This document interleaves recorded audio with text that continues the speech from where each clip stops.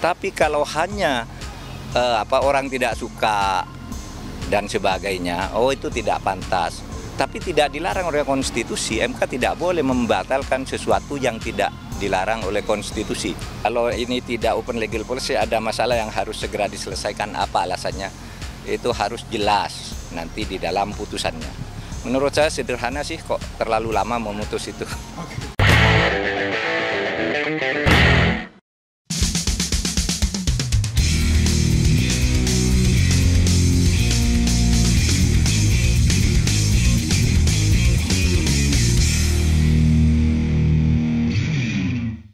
Ada sebuah cerita bagus yang harus kalian dengar, karena ini sejarah.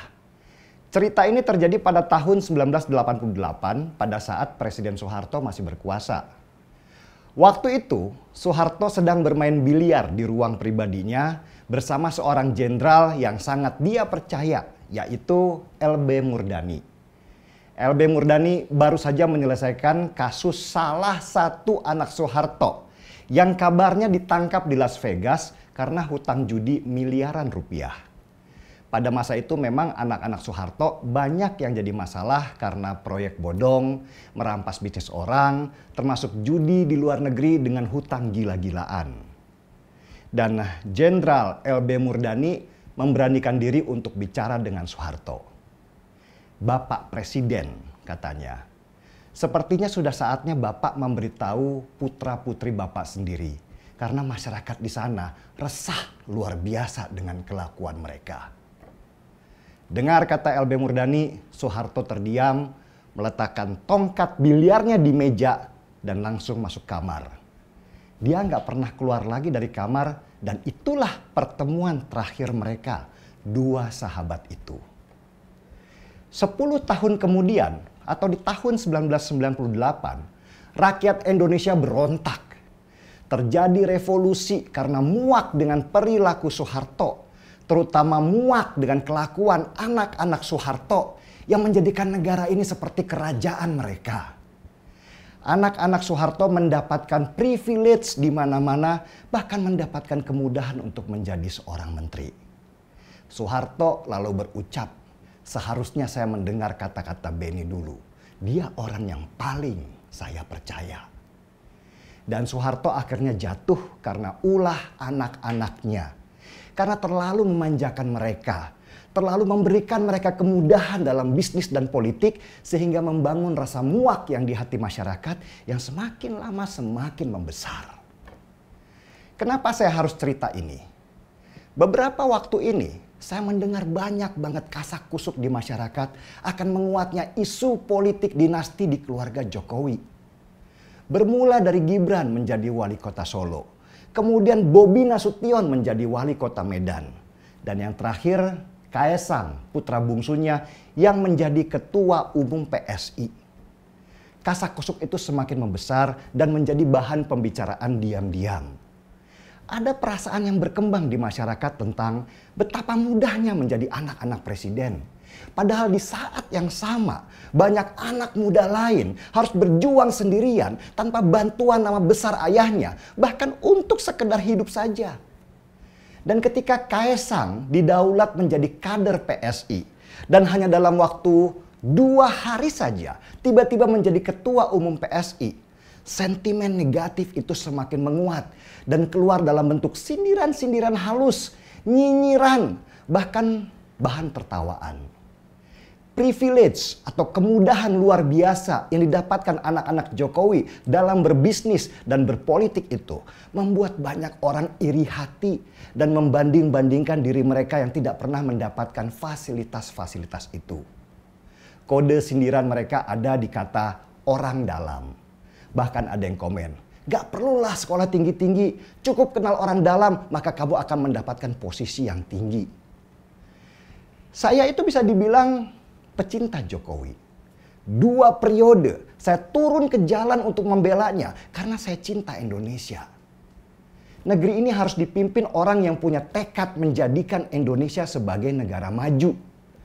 Bahkan ketika ada beberapa orang mengajak saya untuk berkampanye supaya Jokowi bisa menjabat 3 periode, saya itu menolak keras.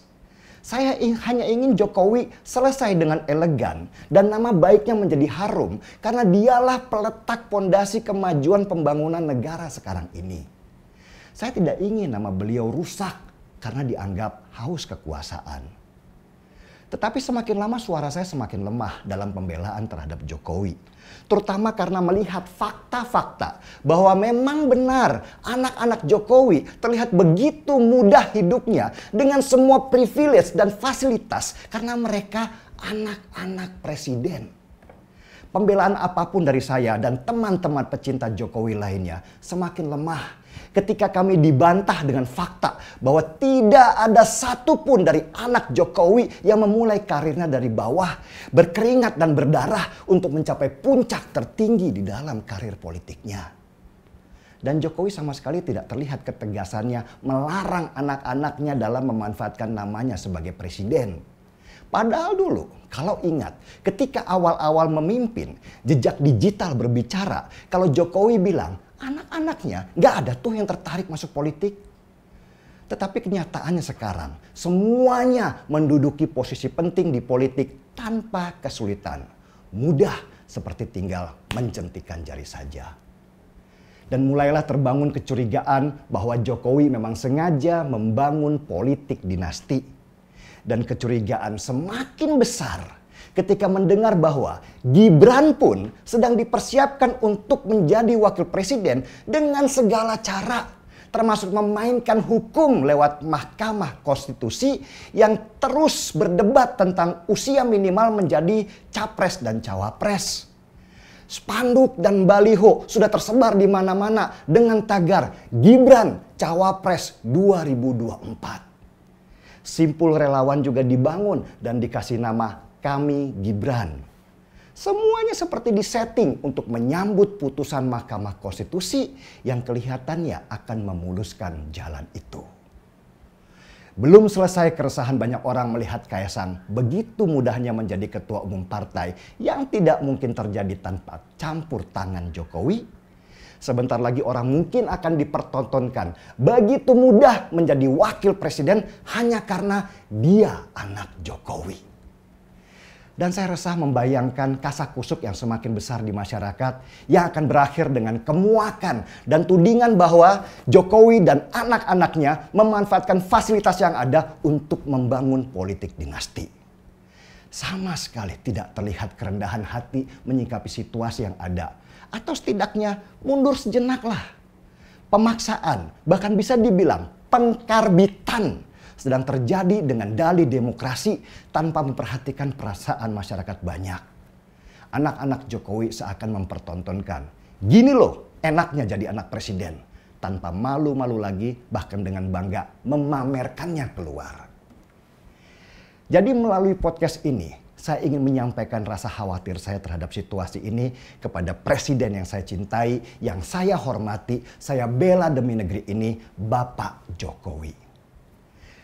Pak Jokowi, kasakusuk ini sudah mengkristal menjadi sebuah tudingan. Dan saya takut akan menjadi sebuah gerakan keprihatinan. Ketika akhirnya, seandainya Mahkamah Konstitusi memutuskan bahwa usia di bawah 40 tahun bisa menjadi wapres. Dan Gibran akhirnya bersedia menjadi wapresnya Prabowo. Maka saya takut situasi akan meledak menjadi tidak terkendali. Kelompok-kelompok agama yang dulu dibubarkan oleh Pak Jokowi akan memanfaatkan situasi ini.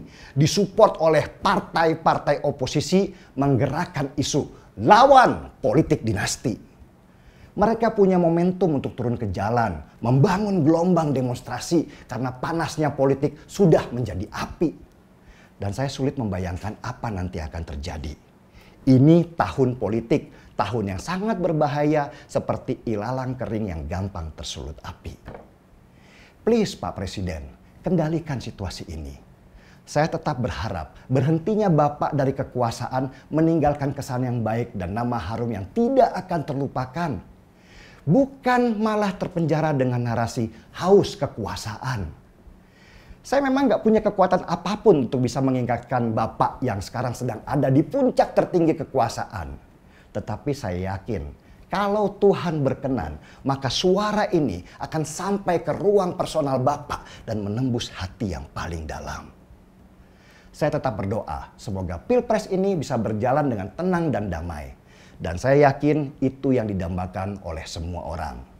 Dan saya tetap percaya Bapak Presiden bisa dengan bijak menyikapi semua yang terjadi. Mudah-mudahan. Ini ungkapan keresahan dari rakyat kecil Pak Jokowi yang telinganya mendengar apa yang terjadi dengan ditemani secangkir kopi. Saya seruput dulu yang ada di depan saya ini.